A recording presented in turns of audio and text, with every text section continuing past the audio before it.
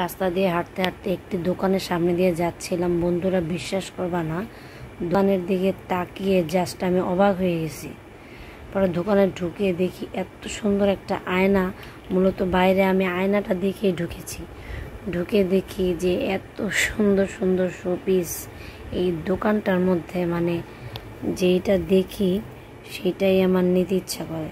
কি আর বলবো, বিশেষ করে এই যে দেখো লতাগুলা, কর্নার লতাগুলা এত সুন্দর, মানে ইচ্ছা করছে আমার সবগুলো নিয়ে নিই। তারপরে এই যে এত সুন্দর সুন্দর আয়না করা ঝাড়, যেগুলো দরজার সামনে টানালে এত সুন্দর লাগে, বা বারান্দায়, মানে কি আর বলবো, এগুলো দেখে আমি পুরাই হাঁ হয়ে গেছি।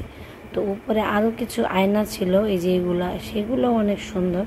কিন্তু আমি মূলত একটা গ্লোভস কিনেছি এখান থেকে।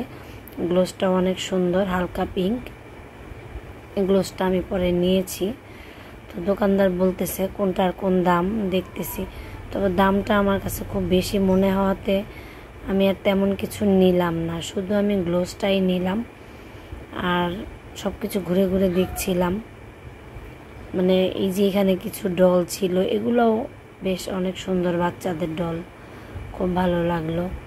তারপরে এই যে বাচ্চাদের ব্যাগ, তারপরে দেয়াল মেট ছিল, শোপিস ছিল, অনেক সুন্দর সুন্দর ফুলদানি ছিল, মানে কি বলবো, অনেক অনেক সুন্দর শোপিসগুলা ছিল।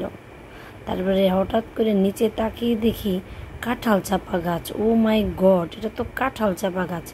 পরে ধরে দেখি না, এটা তো প্লাস্টিকের। কিন্তু দেখো বন্ধুরা, মনে হচ্ছে যে সত্যিকারের কাঁঠাল চাপা গাছ। তো অনেক টাকা দাম চাইলো, এই জন্য আমি নিলাম না। কিন্তু পরের বার আমি এসে অবশ্যই এই কাঁঠাল চাপার ডালটা নিয়ে যাব। তো উপরে তাকিয়ে দেখলাম বড় বড় মানুষের মতো ডল, আর সাথে একটা লতানো গাছ।